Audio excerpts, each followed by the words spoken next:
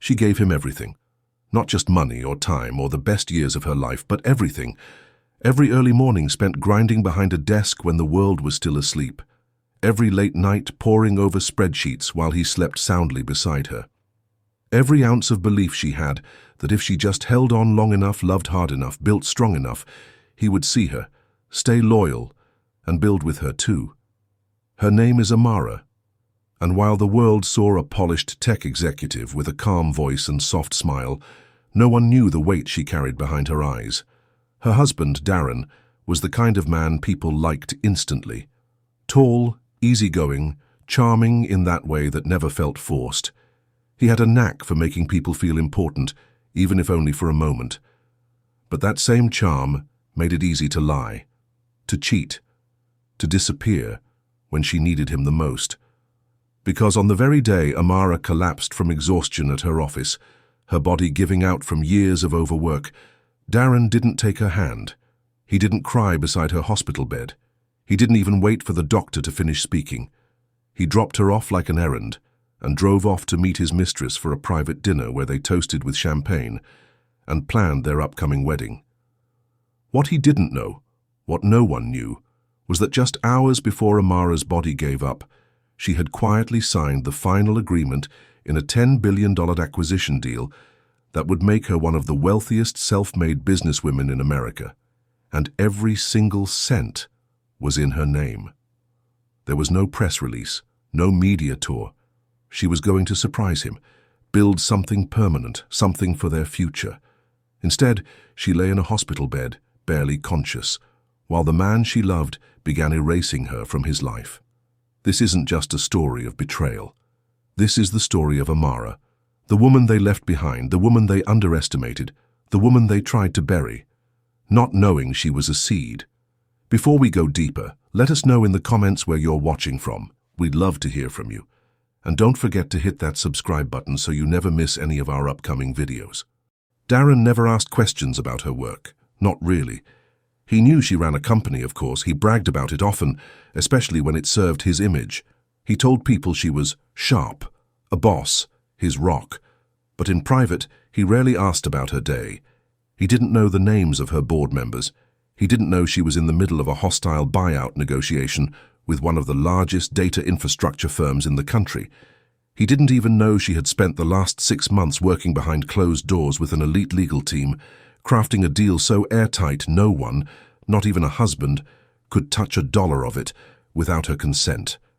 Maybe he thought she was too busy to notice the perfume on his shirt that didn't belong to her, or the late-night client meetings that ended with missed calls and unread messages, or the way he'd stopped talking when she walked into the room, as if her presence interrupted a story she was never supposed to hear. And then there was Tonya, the woman in the background, the family friend who showed up to every dinner, who offered to help plan Amara's birthday party last year, who cried at their wedding and posted their photo with a caption that read, "True love inspires us all."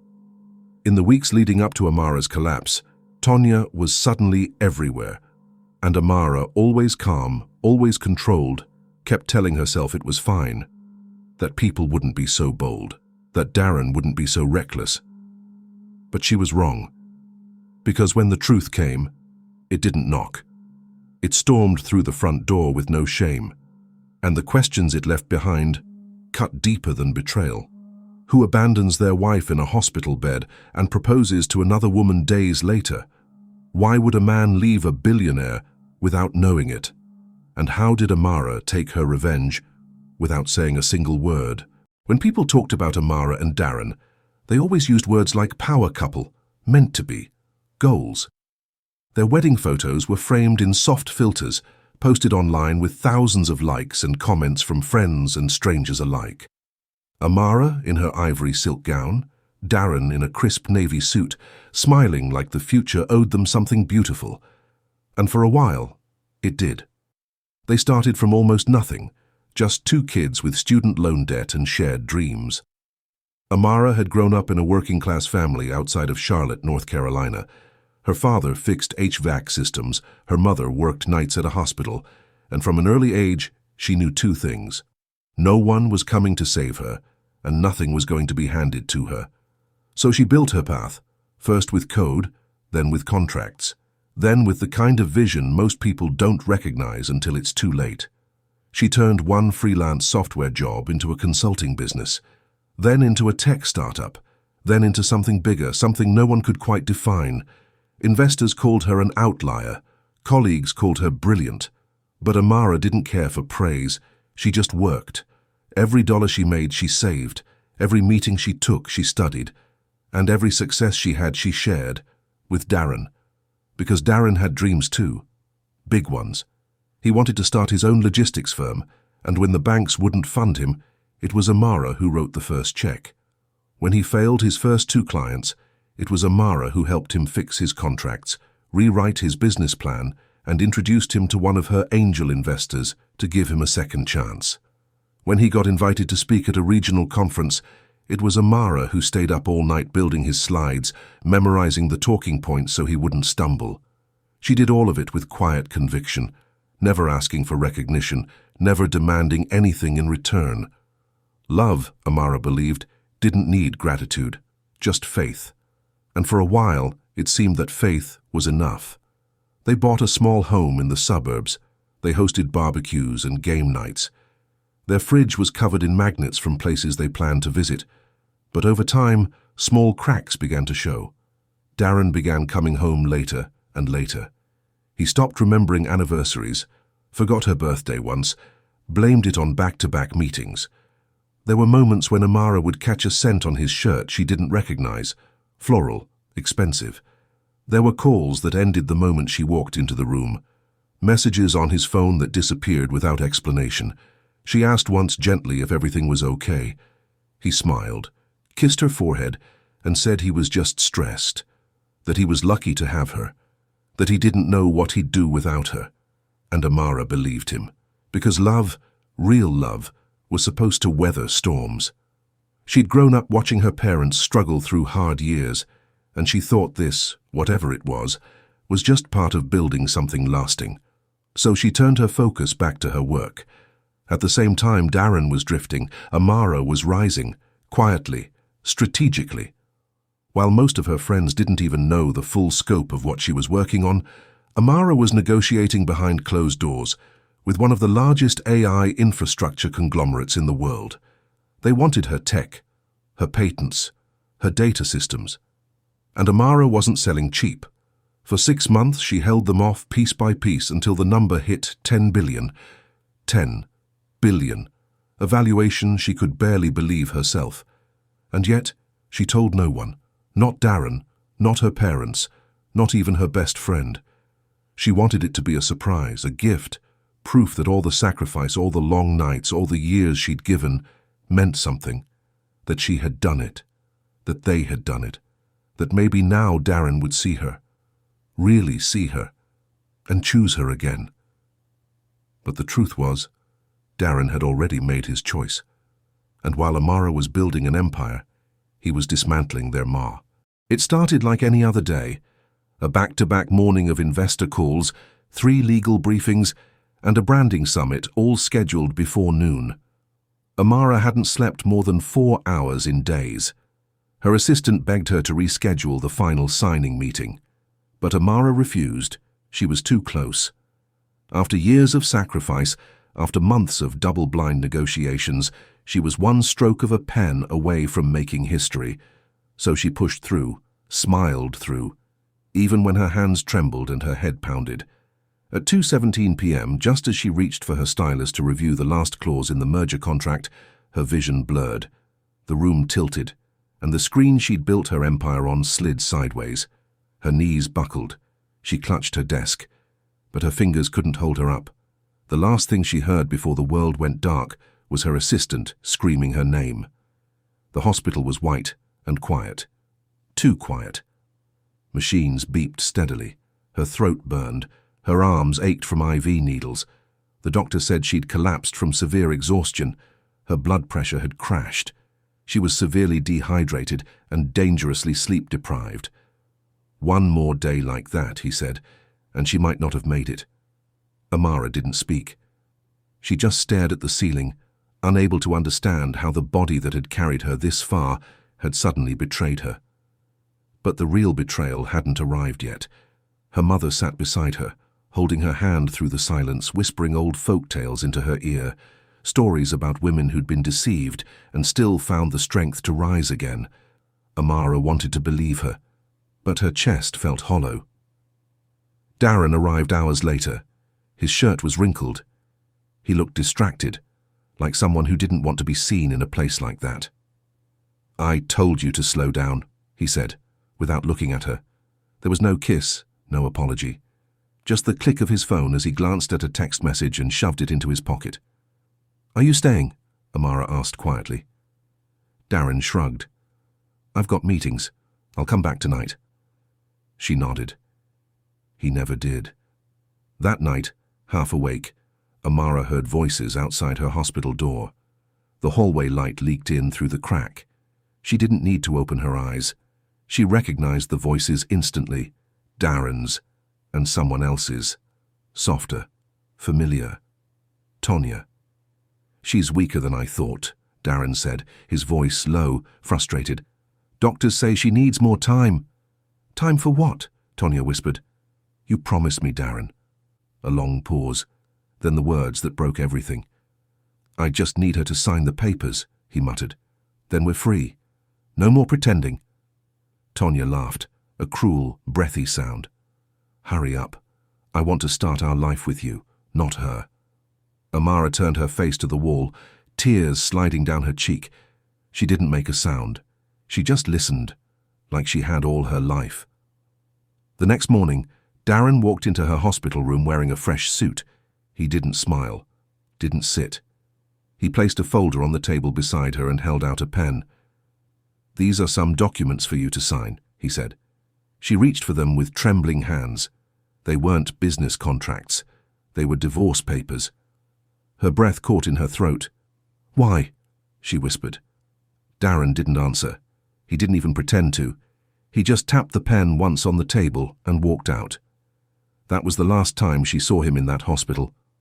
Tonya, meanwhile, was celebrating. She'd already changed her social media bio to soon-to-be Mrs.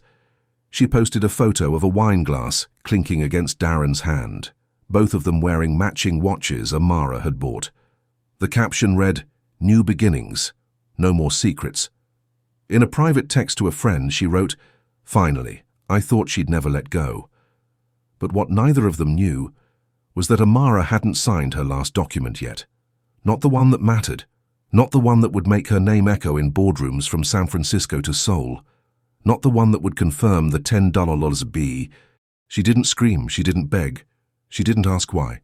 When the divorce papers were delivered, Amara picked up the pen with a hand that barely stopped shaking and signed. Her name, one stroke. Her silence, absolute. Then she placed the folder back on the table, folded her blanket over her lap, and stared out the window as if signing the end of her marriage was just another line item on her schedule. But inside, something had shifted. Something so precise and so final, it almost felt mechanical. That night, as her mother slept in the chair beside her and the nurses dimmed the hallway lights, Amara reached for her phone and called her attorney. No tears, no small talk. Just a calm, deliberate instruction. "I want every account that has my name on it transferred. Personal, corporate, liquid, offshore. Anything with Chuka's name, freeze it. Shut it down. He gets nothing." Her attorney hesitated only a moment. "Are you sure?" Amara's voice didn't waver. "Do it now. And reroute all financial control to me. Compliance, board access, everything." The next morning, Amara sat up in bed. Her back ached, her head throbbed, but her eyes were clear. The deal, her deal, was ready. The conference call began at 11 a.m. sharp. She wore a hospital gown, no makeup, IV still in her arm. The room was quiet except for the ping of the Zoom meeting as executives from 4 continents joined. The lead negotiator from the acquiring firm congratulated her. "With this final signature, Ms. Bennett, you become the majority shareholder of one of the fastest scaling tech infrastructures in the Western Hemisphere. The valuation stands at $10.08 billion. Amara didn't blink. "Send the file." Seconds later, the contract appeared on her screen. She scrolled through it. She'd memorized every line, and then, with the stylus in her right hand, she signed. Not as someone's wife, not as someone's mistake, but as the sole architect of a global empire. She didn't announce it to the world, not at first. Instead, she posted just one thing to her private social account. Sometimes the best thing a storm can do is show you which bridges to burn. The words landed like a thunderclap. Within hours, it was reposted tens of thousands of times. Comments flooded in, some confused, some inspired, some stunned. Is she talking about Darren? What happened? Wait, did she just pull off the biggest tech acquisition of the year from a hospital bed? By nightfall, the media picked it up. Who is Amara Bennett? The billion-dollar queen who vanished and returned stronger. Dumped in a hospital. Days later, worth $10 billion. Meanwhile, across town, Darren was celebrating. He posted a photo of himself holding a glass of champagne with the caption, "Starting fresh." Tonya uploaded a slow-motion video of her diamond ring catching the sunlight with the text overlay. God's timing is always perfect. The comments beneath were full of congratulations and emojis, hearts, fire, hands in praise. They thought they'd won. Darren thought he'd walked away clean. He didn't know about the frozen accounts, the locked systems, the silent exit from the joint properties. He didn't know that the car he'd been driving was no longer insured, that the corporate cards had been disabled, that every password he thought he had access to had been changed. And he especially didn't know that the name at the top of the empire he once bragged about marrying into no longer included his. Amara was now the majority owner of a multinational tech conglomerate. In the eyes of her board, she had become something else entirely. Not just a founder, not just a CEO, but a force. The woman they tried to bury had come back, and this time she wasn't asking for permission. She was writing the rules. And somewhere in the penthouse, they were renting on borrowed money and borrowed time. Darren and Tonya were toasting to a future they didn't realize was already disappearing. On a cloudy Tuesday morning, exactly 12 days after being wheeled out of the ICU, Amara Bennett walked into the headquarters of the company she had built from scratch. The building, a sleek tower of steel and glass, loomed above the city like a monument to resilience. Her driver opened the door and she stepped out. Not in grief, not in shame, but in a fitted black blazer, crisp white blouse, and heels that echoed with authority on the marble floor. Her hair was pulled back, no jewelry, no entourage, just her. But the energy was different. The silence in the lobby was instant. Conversations stopped, phones were lowered, gasps whispered down the hallway like wind through trees. And then, slowly, hands began to clap. They had read the headlines, seen the rumors, the betrayal, the $10 billion deal, but they hadn't seen her. Not like this, not since she became the story. And in that moment, one thing became clear. They expected a woman broken. What they got was a woman reborn. She walked through the building without looking down, past departments she had built, past people who had doubted her, past offices where whispers once lived, and straight into the boardroom, where 12 chairs waited in a circle that once felt too powerful for one woman to fill. But now, she didn't need a seat. She brought the table. That weekend, she spoke at the National Women in Business Summit. No teleprompter, no script, just her voice, measured, calm, precise. And every word landed with the weight of a woman who'd bled in silence and stood back up without asking for applause. "We are not defined by what others do to us," she said. "We're defined by what we do next. Pain is not weakness. Abandonment is not the end. And no one gets to write your final chapter but you." The crowd rose, some in awe, some in tears, but none unmoved. In the weeks that followed, Amara launched a women's leadership accelerator. She opened 2 new shelters for women escaping financial abuse. She promoted 5 female executives to VP roles, women who had once been passed over for not being aggressive enough.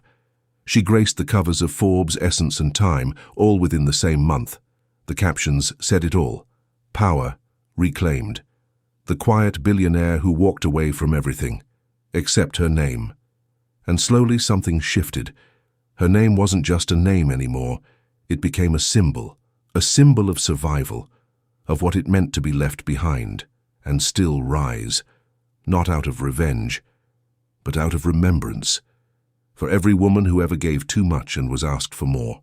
At first, Chuka thought it was just bad timing, a few delayed payments, a hesitant investor. Then it all began to unravel. Quietly, brutally, his company's valuation, already fragile, started to freefall. Major investors pulled out, citing reputational risk. Partners stopped returning calls. Projects were halted mid-development. Contractors demanded payment up front.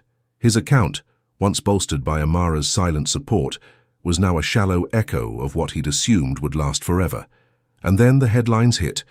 Billion-dollar divorce, the man who left Amara Bennett. From husband to has-been, Chuka's fall from grace. Wedding vendors backed out. The luxury venue pulled the date. The designer refused to complete the dress. And just like that, the fantasy began to dissolve.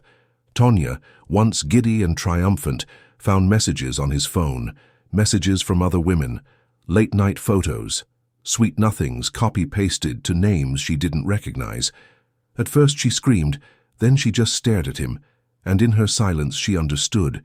She wasn't the exception. She was the next page in his pattern, a placeholder with a ring. Meanwhile, Chuka's calls to Amara went unanswered. Every text, every voicemail, ignored. He drove to her office one afternoon, heart pounding, eyes dark with desperation.